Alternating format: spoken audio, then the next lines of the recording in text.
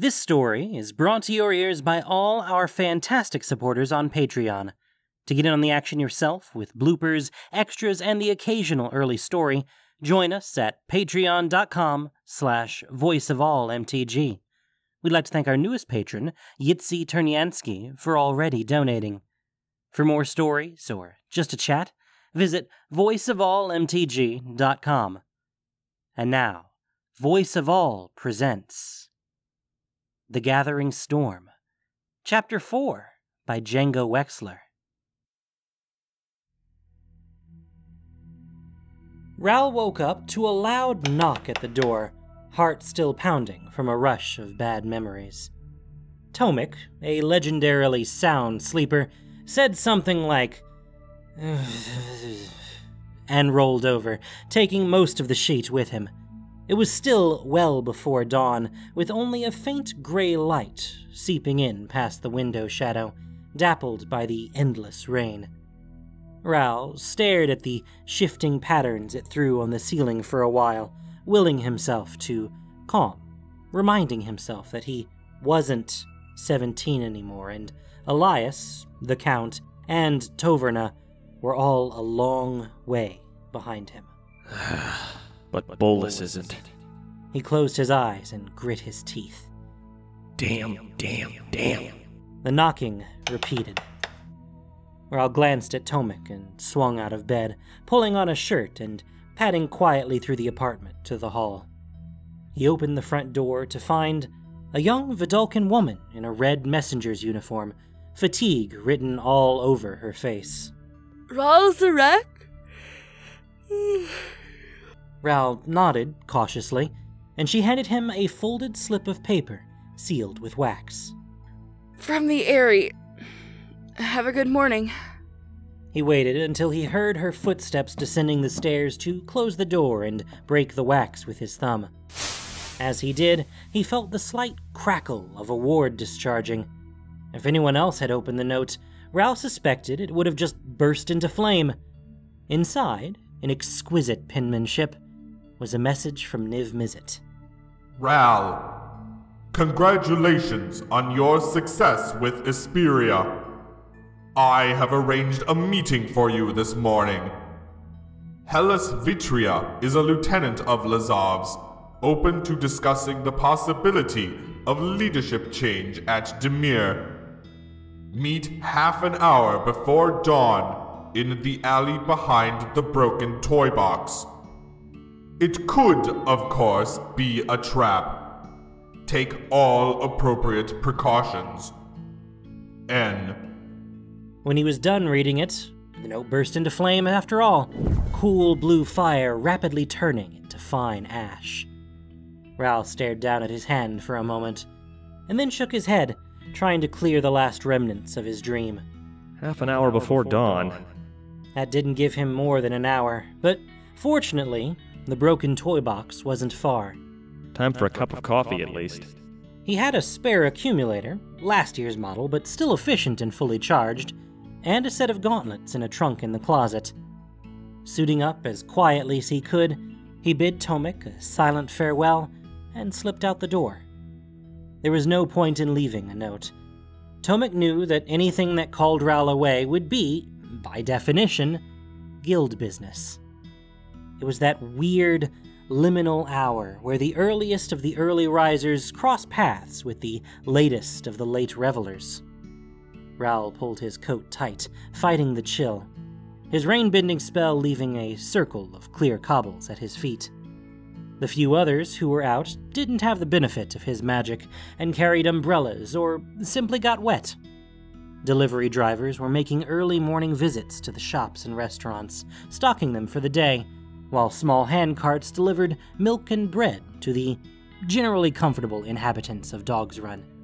Ral bought a cup of coffee from a man with 2 heavy pots of the stuff dangling from a long board he carried across his shoulders. It was thick and inky black and scorched his throat, but he could feel himself perking up almost immediately. The broken toy box was a dozen blocks away in a slightly seedier neighborhood. It was a tavern and discreet brothel, which popular rumor said was partly owned by Rakdos interests.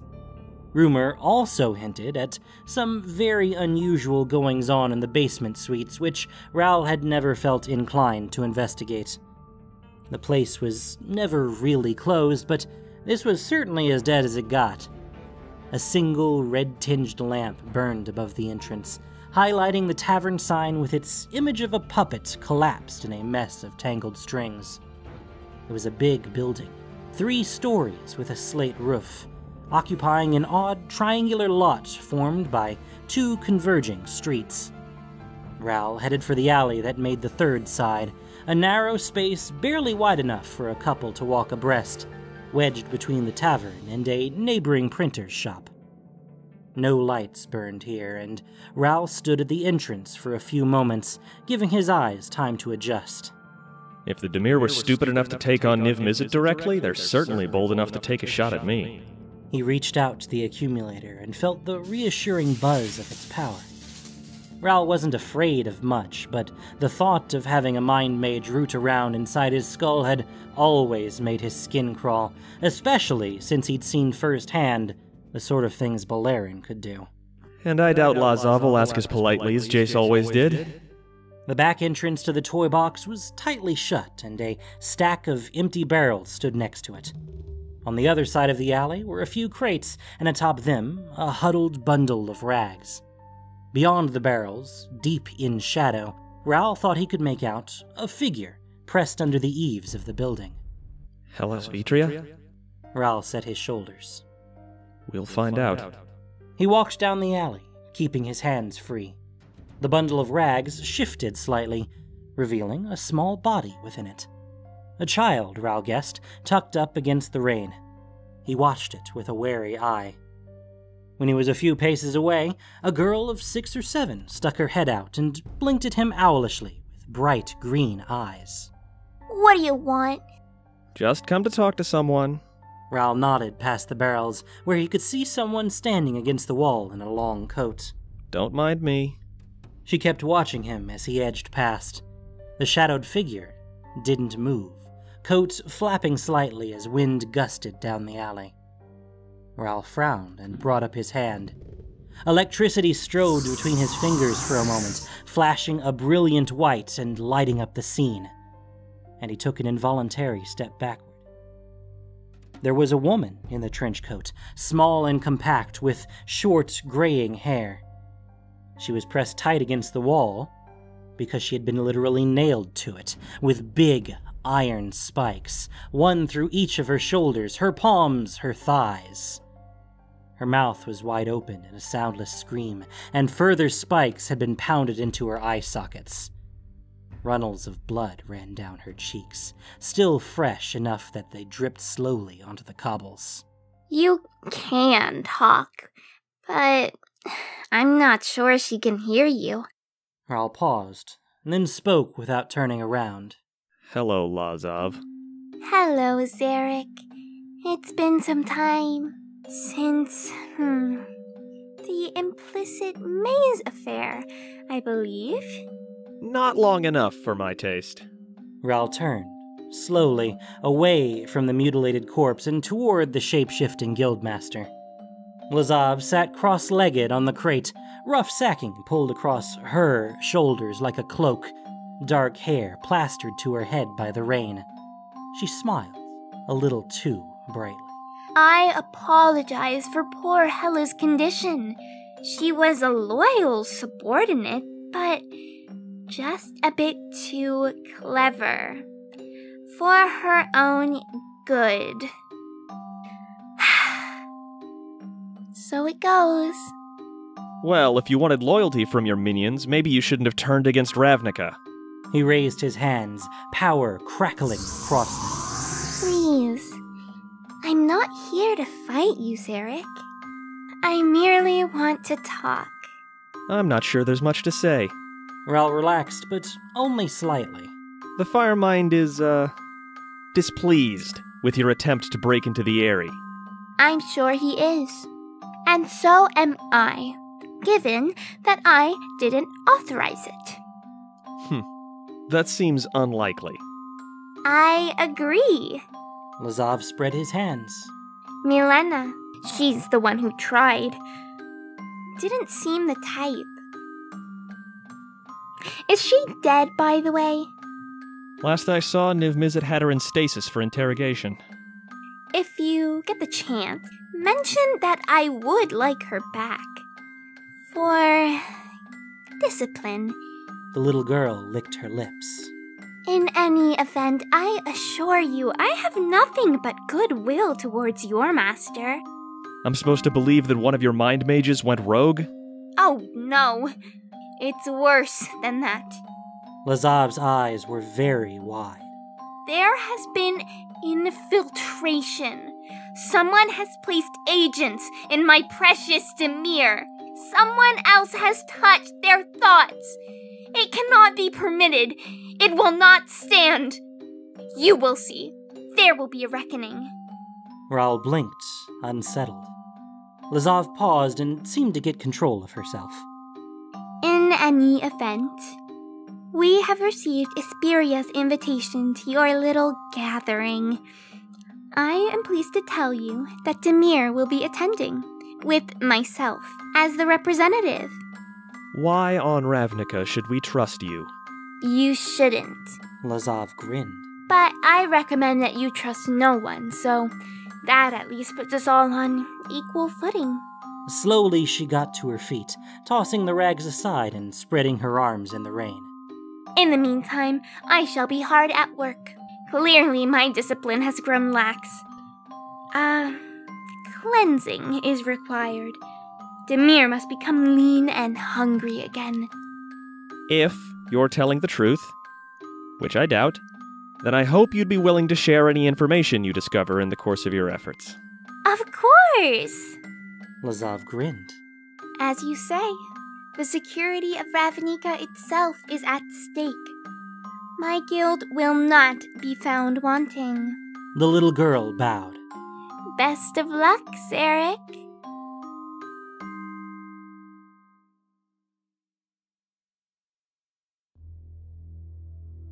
Lady Vraska.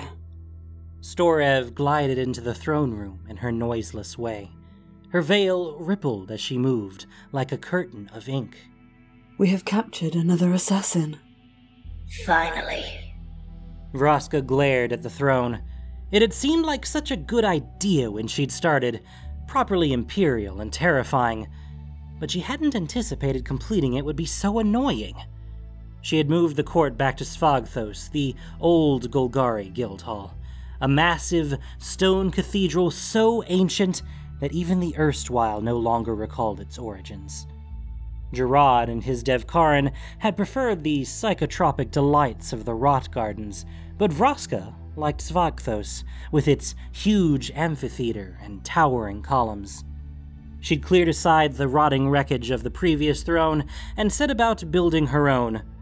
One by one, screaming prisoners, the worst of Gerard's court and those who'd chosen to resist the new order, had been forced into position, and then Vraska had washed them in golden light from her eyes.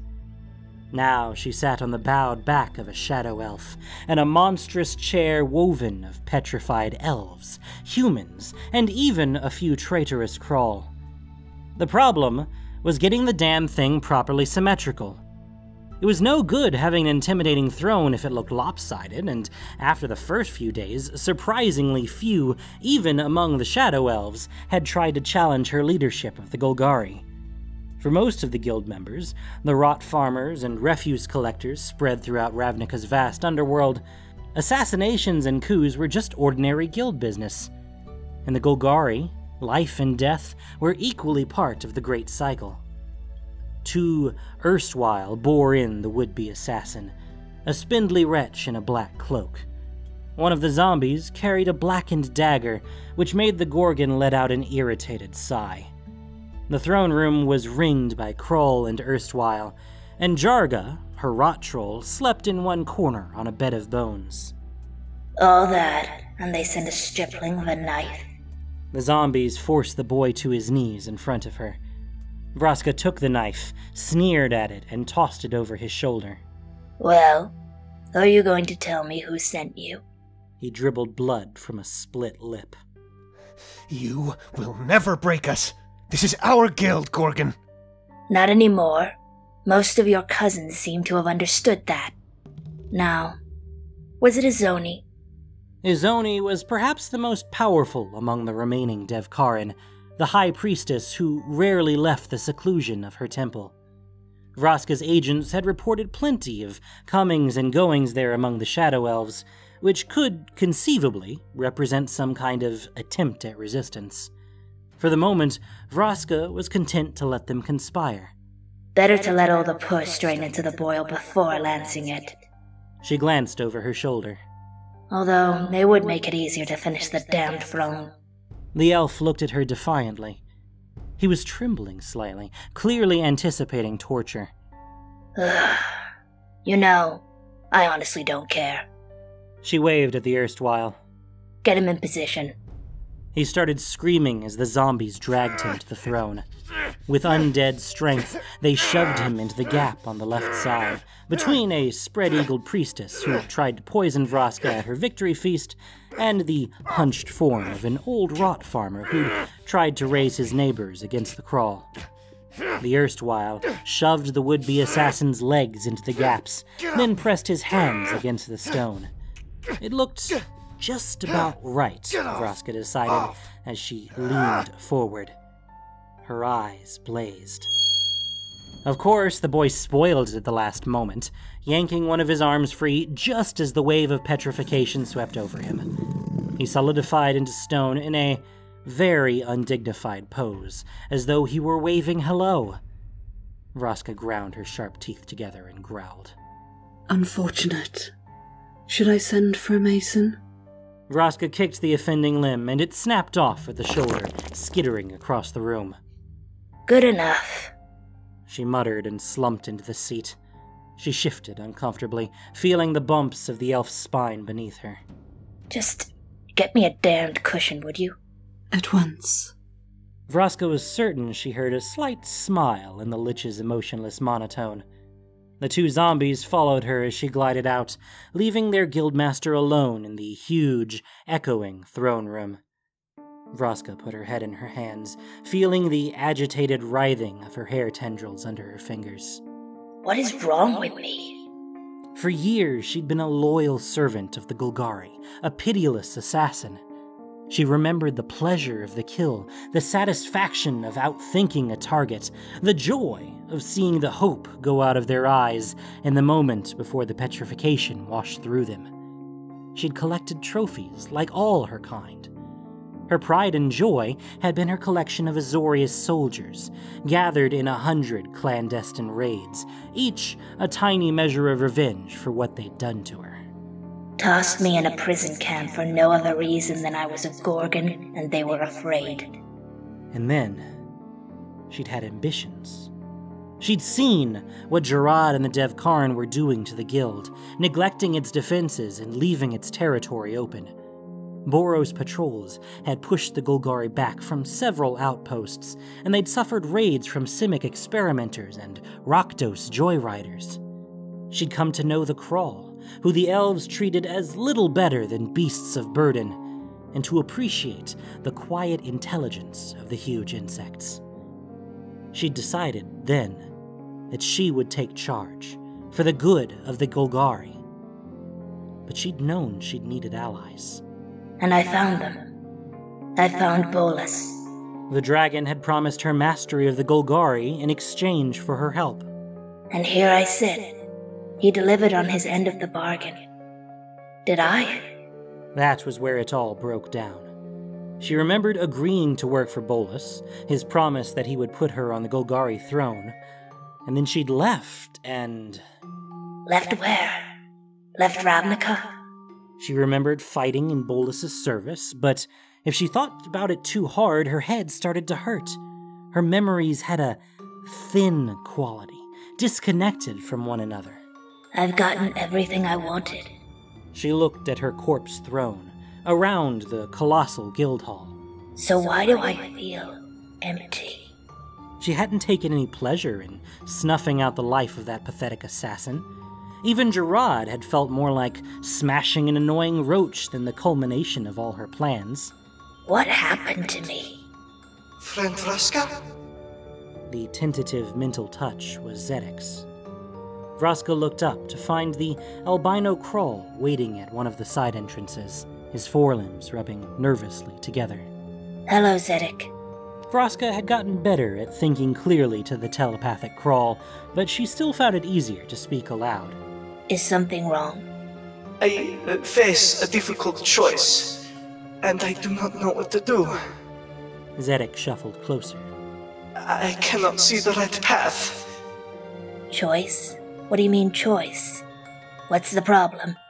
I cannot explain. And yet I must. Oh, friend Vraska, if there was another way... Zedek, it's all right. Come here. He moved closer, and she put her hand on his mottled white carapace. It was rough under her fingers, like unpolished wood. Before you, I had no one. You saved me from the enemy Krall and enemy elves. You showed me that I had value, weak and strange as I am.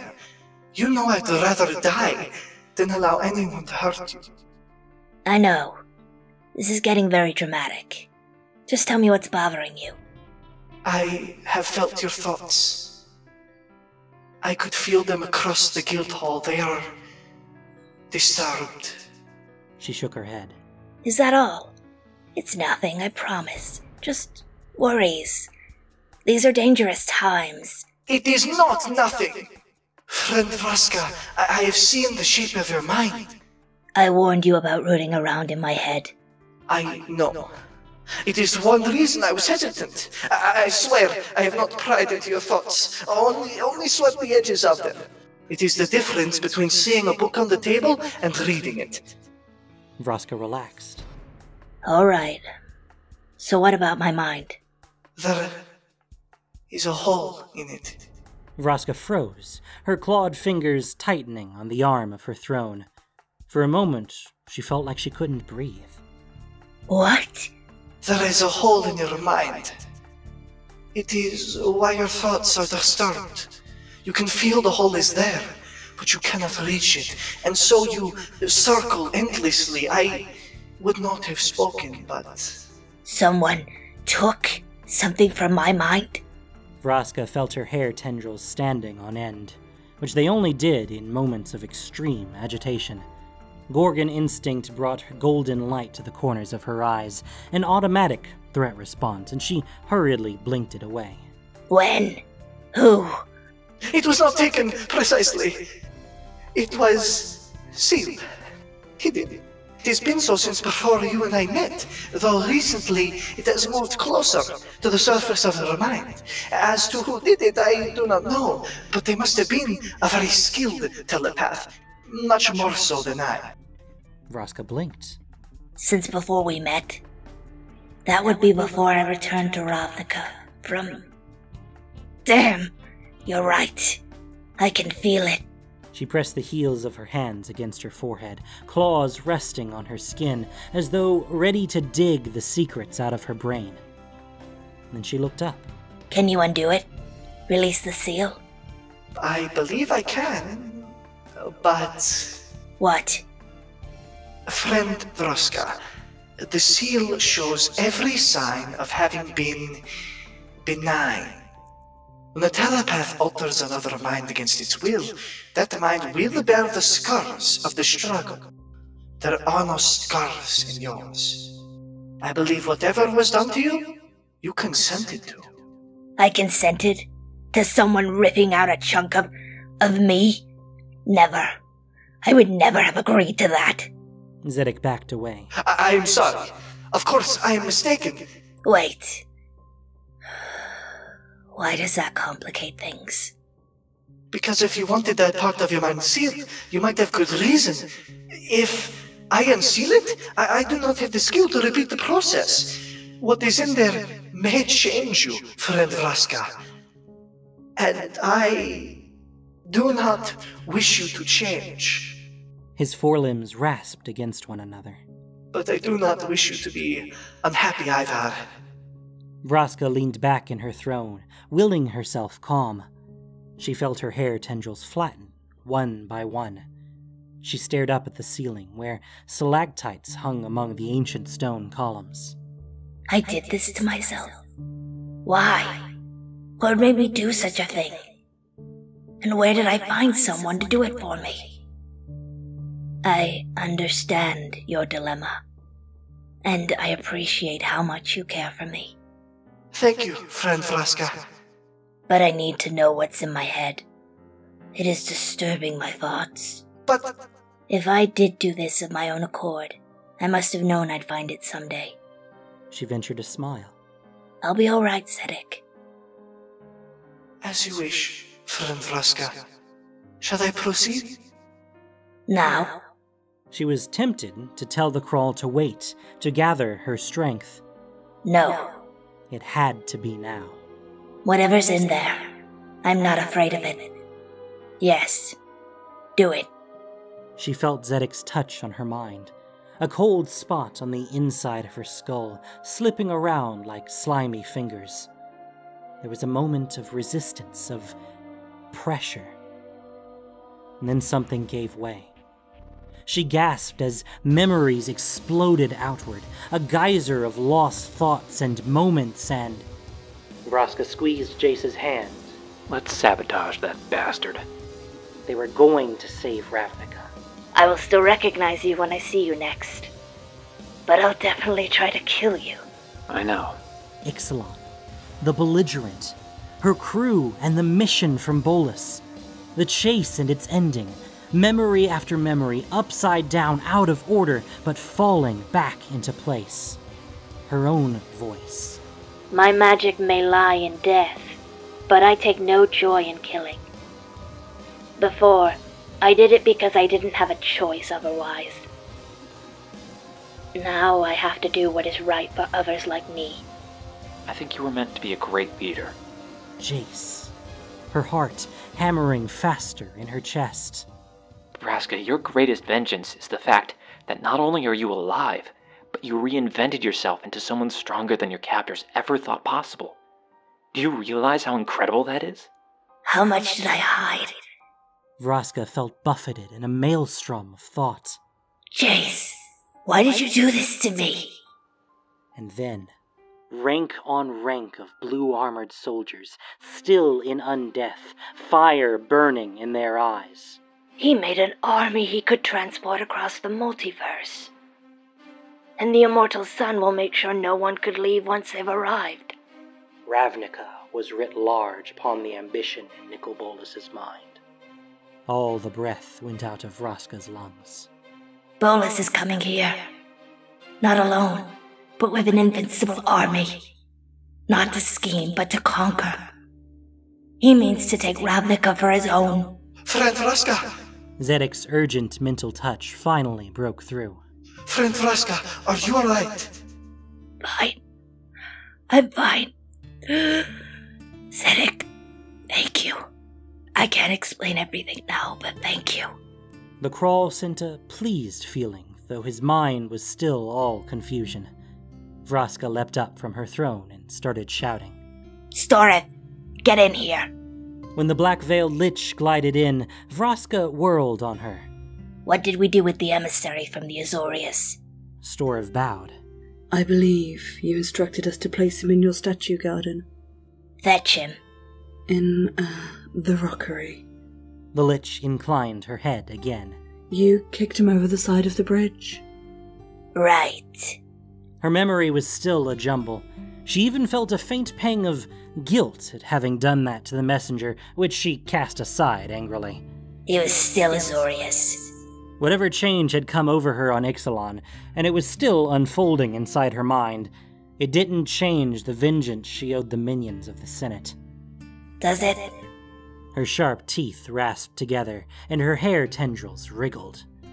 With an effort, Vraska mastered herself. I want a messenger sent to the surface.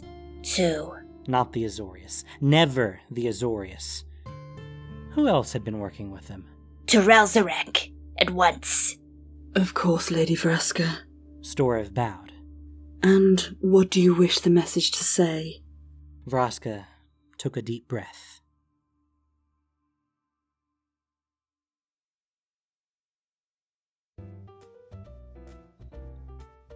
Raoul had an office on the 4th floor of Nivix. In the ordinary course of business, he didn't use it much, preferring to spend his time one level down in his personal laboratory, writing hard on his attendance. As a result, his office became a sort of storage space for the paperwork he preferred to avoid, delivered constantly by resident fairies through special tubes built into the walls.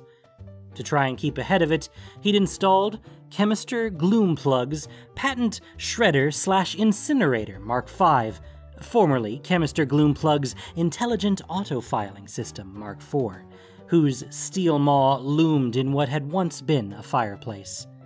For the moment, though, he'd shoveled his ordinary paperwork to the floor, and his unadorned steel-frame desk was covered with correspondence relating to the Guild Summit. Replies to Hesperia's invitations had started to come back, and Raoul stood with his hands on the table, taking stock. Izzet was in, of course. Azorius and Boros had agreed to participate, and the Azorius had further offered to host the summit near New Prov, which was reassuring. They'd promised everyone safe passage, and the Senate was nothing if not sticklers for their own rules. That left 7 guilds. The biomages of Simic had sent a cautiously positive response, and Hesperia seemed hopeful they would participate. Imara of Selesnya had requested a meeting with Raoul personally, which he'd arranged for the next day. She sounded sympathetic, but she wasn't the Selesnya guildmaster, so he didn't count them as settled just yet. And Lazav of Demir, of course, had promised to attend, though what his word was worth was anyone's guess. Which leaves 4. Hesperia hadn't even tried sending a messenger to the chaotic clans of the Gruul. Niv Mizzet himself had taken on the task of convincing them, apparently calling in old favors with Borborygmos, the massive Cyclops who was the closest thing they had to a leader. Whether it would work, Raoul had no idea, but it was out of his hands. From the Orzhov Cathedral, they'd gotten a firm rebuff. Unsurprising, since the Orzhov hated the overreaching power of the Azorius. Not for the first time, Raoul considered approaching Tomik for help, and then firmly rejected the notion. He's not going to be able to sway them one way or the other.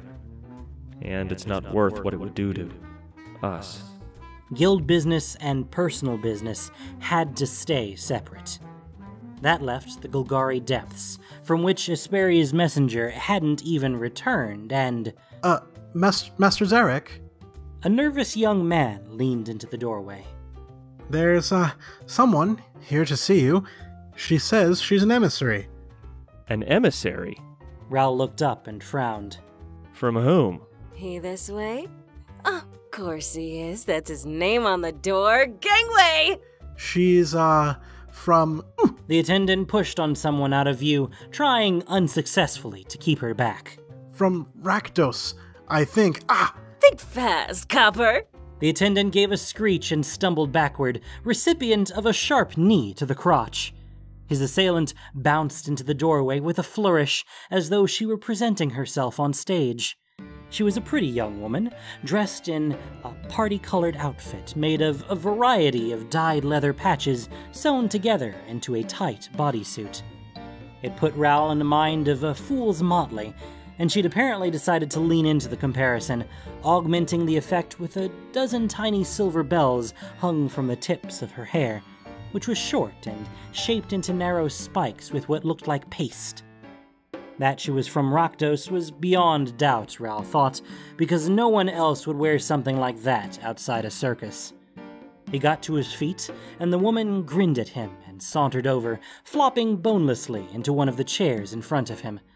She swung her boots, enormous black things that looked like they'd been partially burned, up onto his desk, scattering several important letters. They stared at one another for a few moments. The woman seemed content to wait, and ultimately it fell to Raoul to clear his throat and break the silence. Can I ask who you might be? Oh, right. It seemed as though this question had not occurred to her. She shot to her feet and then executed a formal bow, the bells in her hair tinkling. I have the extremely dubious honor of being the official emissary, mouthpiece, and plenipotentiary of His Magnificent Flaminess on account of being the smartest and best dressed, and also I cut everyone else's fingers off when they tried to stop me. I see. Do you have a name? You can call me Hikara. Everyone else does, because it's my name. You're Ral Zarek, yeah? I am. Ral was already finding this conversation a little hard to follow. Rakdos street slang, patois, and accents cribbed from a half-dozen cultures, usually much to those cultures' chagrin, was the only thing that changed faster than Rakdos fashion, and he wasn't well studied in the latest. Did you have a message, or...? In a manner of speaking, right? His Incineration-ness wanted me to say that he's all about this guild summit. Like I said, I'm his rep, all signed and sealed, official-like. Oh, wonderful. Ral looked down at his scattered papers. Well, the summit won't begin for some time, so... But... in the meantime, he wants me to stick close to you, hang out, type of thing. What? Ral looked at her dubiously. Why?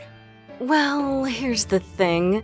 His mighty burningness is not happy about the idea of some dragon from elsewhere coming here to kick us all in the jewels. I mean, who would be?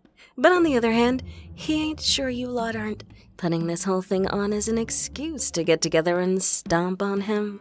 His bossiness has a bit of a bee in his bonnet about that. So, I get to hang around and watch and make sure everything's on the up and up. Keen? Keen. He wants you to observe me? Ral found his head hurting already. Correct. All right. Think. In spite of Hikara's odd personality, it wasn't that unreasonable a request. The demon Rakdos had always been paranoid, and he was one of the few guild leaders as old as Niv-Mizzet himself, dating back to before the foundation of the Guild Pact. No doubt he's had his share of betrayals.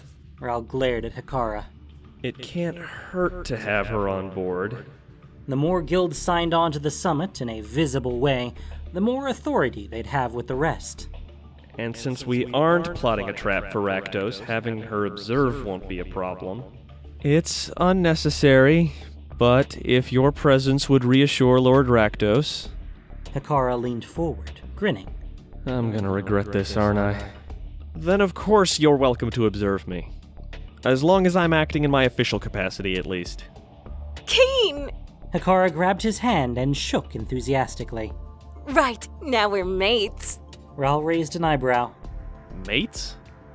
You know, buddies, comrades in arms, boon companions, mates. Hikara put her other hand to her mouth and contrived to blush. Oh dear, did you think that was a pass? I mean, I'm not saying no. Not a slam dunk. Love the white streak, though. Get a few drinks in me and we'll see what happens, yeah? Mistress Hikara. Just Hikara is aces. She threw herself back down into the chair. No need for a mouthful. As you like. Ral took a deep breath and started reorganizing his papers. Master Zarek. The attendant, limping, reappeared in the doorway. Another emissary.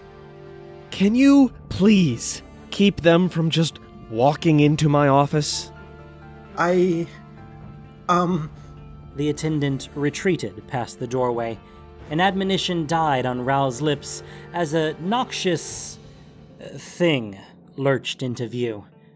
It had once been human, but was clearly long dead, mottled flesh hanging loosely on a partly visible yellowed skeleton.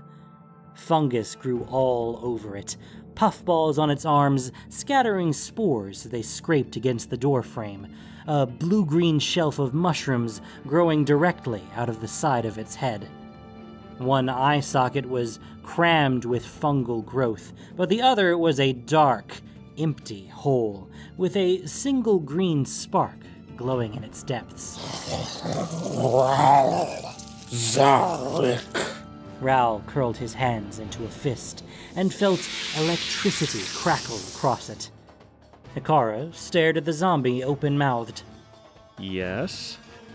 A message from Queen Vraska of the Golgari Swarm. A bit of rotting flesh dropped off the zombie's hand with a wet sound. She wishes to meet in person to discuss the upcoming summit. Vraska. The Gorgon planeswalker had vanished from Ravnica after her run-in with Beleriand. Now she's calling herself a queen? Interesting. Very well. You will be informed of the details. The Queen bids you good health. Then it collapsed, all at once, like a puppet with cut strings. Bones, flesh, and fungus collapsed to the floor, deliquescing rapidly into a noxious puddle. From the hallway, Raoul could hear his attendant being noisily sick. Well, that's not coming out of the carpet anytime soon, I tell you what.